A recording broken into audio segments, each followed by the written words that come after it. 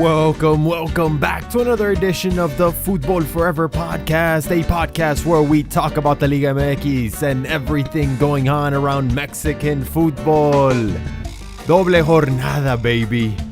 Double the action, the Liga MX action for us to dissect, for us to enjoy. We had games on Friday, on Saturday, on Sunday, and then again on Tuesday and on Wednesday. That was enough Liga MX action for me, man. That's enough. I'm tired. I'm a little burnt out on it. I've watched so many freaking hours of Liga MX matches that I'm done. That's it. I'm burnt out. I want European football now. European football in my veins. And that's why we're gonna start with our first topic, which is Paisas in Europe. Because how about that Chucky Lozano, baby? Chucky Lozano picking up right where he left off last season with PSV, back to scoring ways. Just right off the bat, back to scoring ways for Chucky Lozano. He scores in his Champions League debut. I mean, if the game is a debut for Chucky Lozano, you know he's scoring, man. He scored in his professional debut, in his World Cup debut, in his debut with PSV, and in his Champions League debut. He scores every time it's a debut. So this time it wasn't the exception. He scores a Golazo, a shot from outside of the box against Bate Borisov. I hope I'm pronouncing that correctly, in the Champions League qualifiers for PSV. And thankfully they would get the victory in that match 3-2.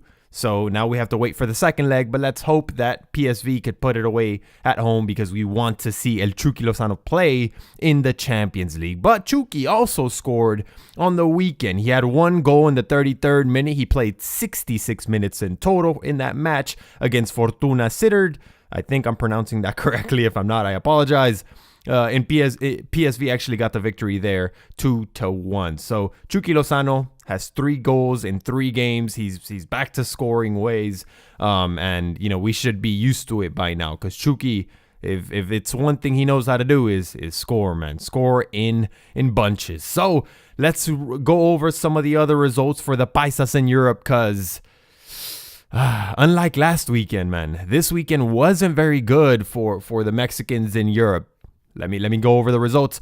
Chicharito played 67 minutes in West Ham's loss 2-1 to Bournemouth. Not good for West Ham, not good for Chicha. Raul Jimenez 90 minutes also in the Premier League. In Wolverhampton's loss 2-0 to Leicester City.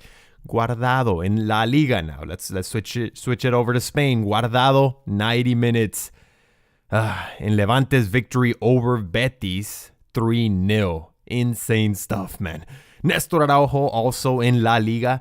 90 minutes in Celta de Vigo's draw 1-1 with Espanyol. Hector Moreno and Layun's teams faced each other.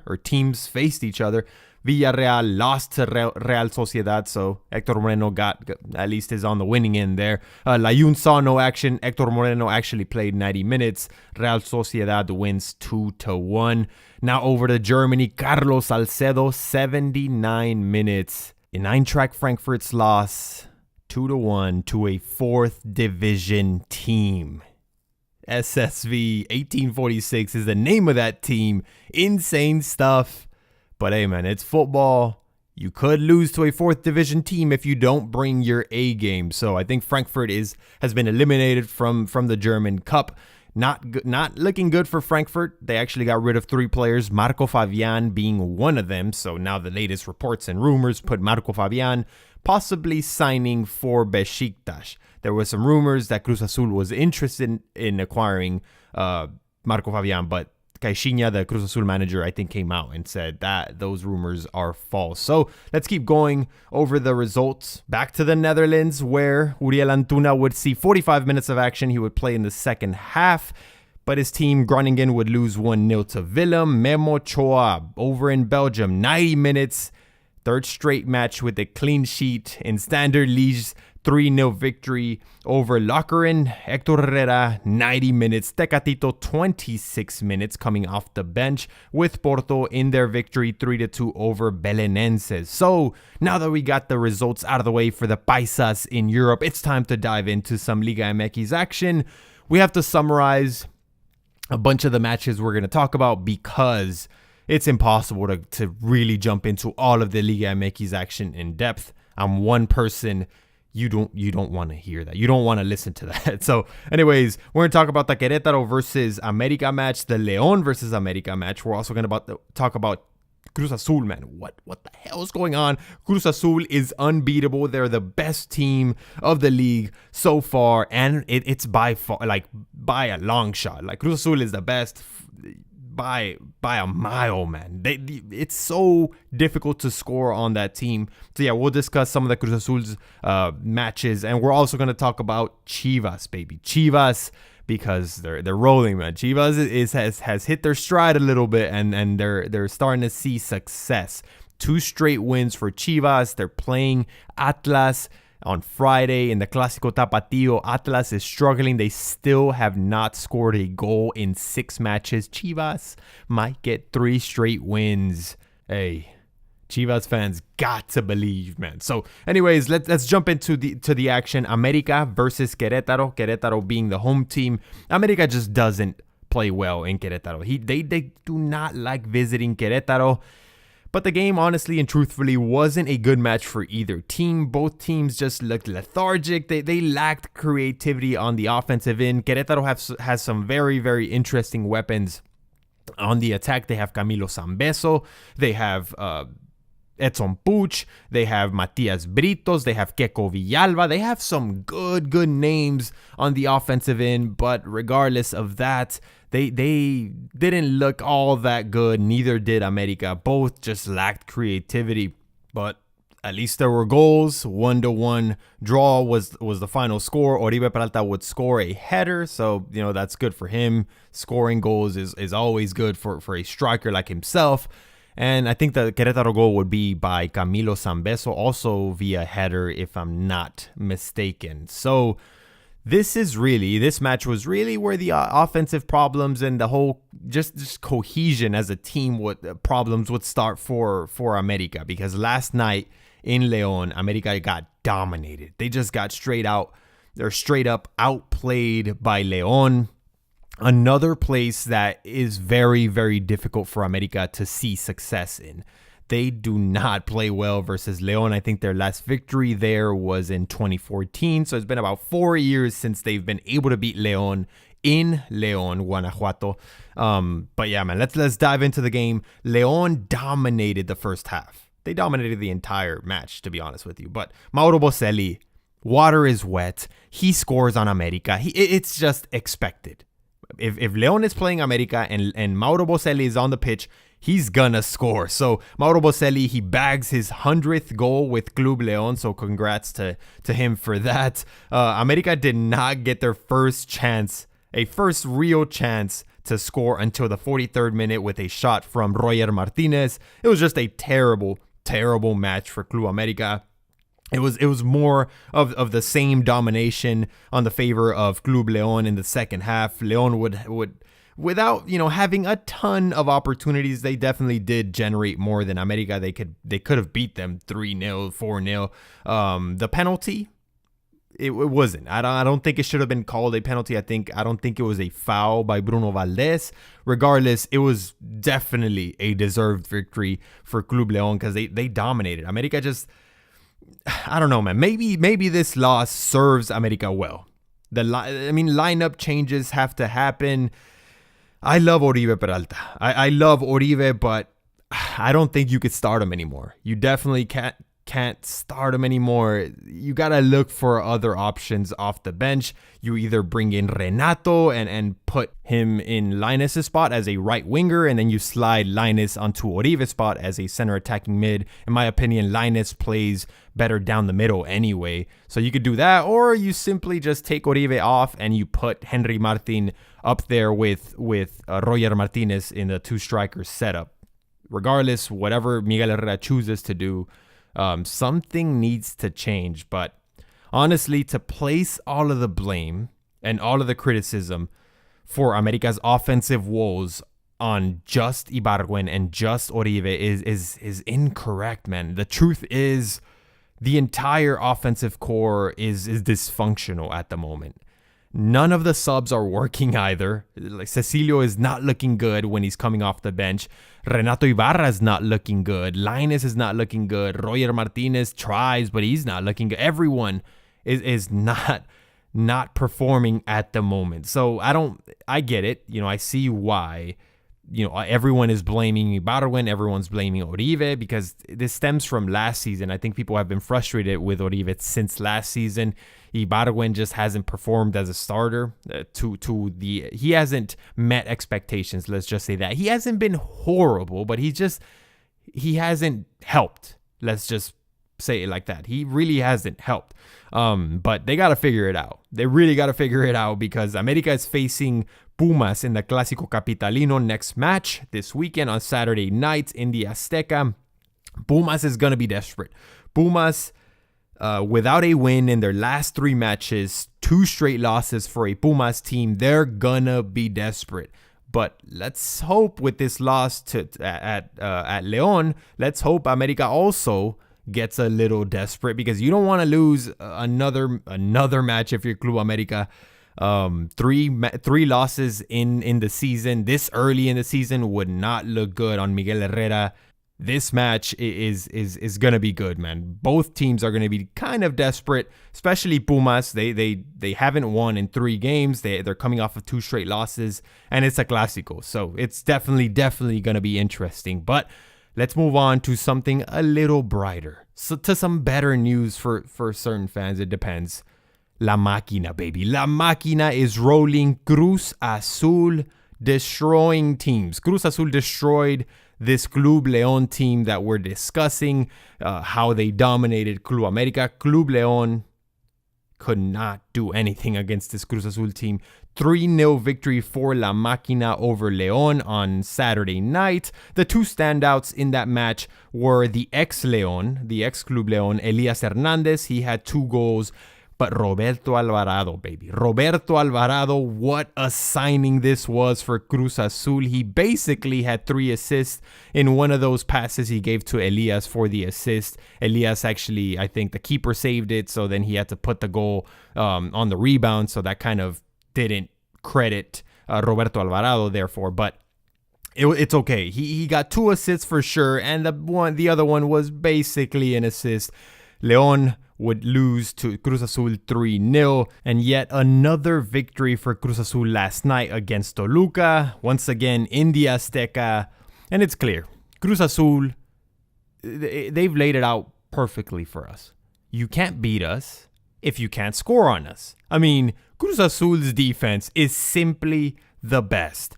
They've proved it time and time again. Only 1 goal conceded in 6 league matches, and that goal was very controversial. It was that goal that Jesus Corona saved, but the ref said the ball had crossed the line. It was very controversial. It was against Tijuana, and some people say that shouldn't have been a goal. That shouldn't have been counted, because there's no way the ref was 100% positive the line actually crossed the ball actually crossed the line, the goal line. So Cruz Azul's defense is amazing. They've been tested without key players. They were tested without their defensive leader Pablo Aguilar, and they kept a clean sheet versus León. They were tested without Jerry Flores versus Toluca, and they responded once again. This team's defense is simply the best, and they have some serious weaponry on offense. Cruz Azul is for real. We've been saying it. This team's real challenge is going to come in the Liguilla. We know they're going to qualify without, if nothing crazy happens. They're so close to qualifying already this early, but if nothing crazy happens, they're going to be in the Liguilla. And that's where their real test is going to start. That's where they have to fight off their demons. But this team, just on paper, is better than a lot of different teams in the league. Their roster is like top 3 in the league, top 4 maybe. So Cruz Azul is for real. They're playing amazing. They're better than everyone else by a mile. And I'm just looking forward to continue to watch them defend this unbeaten streak. How long can they keep it going? Because if they arrive to the Clásico versus América unbeaten, that game is going to be fire, man. That's going to be fire. So good on Cruz Azul. Now let's move on to Chivas, man. Chivas, can you believe it? Chivas is alive. Chivas is alive. They pick up their first win of the season. I think it was on Friday versus Veracruz. 2 goals from La Chofis Lopez. It was the Chofis show. And Chivas had to win, man. Chivas had to win this match versus Veracruz, because if you don't beat this Veracruz team, there are no words for it. The crisis that Veracruz is going through, I understand Chivas was kind of going through a crisis of their own, but it does not compare to this Veracruz crisis. I mean, no one is as bad as Veracruz at the moment. They're going through a bunch of stuff off the field. They're going to be audited by the pretty much the Mexican IRS, the name of that government organization. It's called SAT. So I mean, they're being investigated for tax fraud and for tax evasion and all this other stuff. So that stuff I understand off the field, but obviously it translates onto the pitch, because they're just not a great team. They're not a good team. Poor Veracruz. So Chivas had to win that match, and they did. They took care of business. Now, Chivas on Tuesday night, they were playing Necaxa at home. And they hadn't won in their home stadium in Guadalajara since October of 2017. Chivas picks up the victory 1-0 over Necaxa. A Necaxa team that is a young, exciting team, man. It starts with their manager, Michel Leaño, who is only 31, but it also extends to their players, man. Led by 22-year-old Chilean Victor Davila. I think, in my opinion, Davila will be at a top club very, very soon if he keeps it up. If he keeps this form, Necaxa is gonna have some trouble keeping Victor Davila at their club, man. There's definitely gonna be some people trying to pick up Davila from Necaxa. So let's get on to the match. Chivas definitely looked like the much better team in the first half. They look dangerous when the ball is at the feet of Chofis Lopez. They just look better. They just look dangerous, man. Chivas would take the lead with a penalty that, in my opinion, shouldn't have been called a penalty. But regardless, Chivas, I think, deserved a victory. Although in the second half, Necaxa really, really did attempt to wake up. But Chivas kept a solid defense, man. And you could definitely see an improvement for Chivas defensively. Now, you got to ask yourself, is this improvement on defense due to the absence of Carlos Salcido? He's out due to injury, but if you're a Chivas fan, you got to ask yourself, maybe it's time we sit Salcido. I mean, I don't know, man. The team has looked much, much better with De Luna, and when Salcido has been on the pitch for Chivas has not gotten the results. He's looked slow. He's a veteran now. I understand what he means to the club. He was captain. He's been in the organization for quite some time now. He played in Europe. He saw a ton of success. We all know who Salcido is, but maybe it's in Chivas's best interest to maybe, bring him off the bench, play him in some cup games, because right now the team is looking good. They're looking solid on defense, and they got their second straight win. Now, in this match, Victor Davila did get close to tying the match on a few occasions, but ultimately he would not be able to prevent the Necaxa loss. Chivas, once again, they win 2 straight matches, and next Friday is their game versus Atlas, the Clásico Tapatío. Perfect opportunity to make it 3 in a row for Chivas. Perfect opportunity. An Atlas team that, as you heard me say earlier in the pod, has not scored in 6 matches. An Atlas team that, I said Veracruz was no one was in a crisis like Veracruz. No one was worse than Veracruz right now. I don't know, man. I don't know if Atlas isn't in that level, man. They're definitely really, really, really bad right now, Atlas. But it's a Clásico. We all know that Atlas is not just going to come and lay down and give up. So that is going to be an interesting match, solely because let's see if Chivas could solidify themselves and definitely plant themselves as one of the contenders for this season. Before the Veracruz game on Friday and before this Necaxa match, no one really counted Chivas in. I think even Chivas fans would have said, yeah, we're not going to make the playoffs. We're not making the Liguilla. But now after 2 straight wins, if they pick up this victory over Atlas, hey, 3 straight wins, you're right there, right in the race for not the title yet, right? Because you still got to qualify to the playoffs, but you're right there, right within qualification range. Sure, it's still early, but 3 wins in a row. That would do something for the Chivas motivation, man. So anyways, that's pretty much all I have. I don't have a lot of time because I gotta go to work, man. I gotta go to work. So yeah, man. Thank you so much for tuning in, for listening. I hope you guys enjoyed the podcast. I hope you're still enjoying the podcast and all of the content that is being uploaded to the Futbol Forever channel. We have the Diego Lainez My Player Career mode. We're in the Liguilla, so you definitely want to tune in if you haven't been watching that. And we're continuing with other videos such as the, if we have any breaking news in the Mexican football scene, there will be a video about it. So anyways, thank you guys for listening once again, and I'll catch you guys on the next one. Futbol Forever out.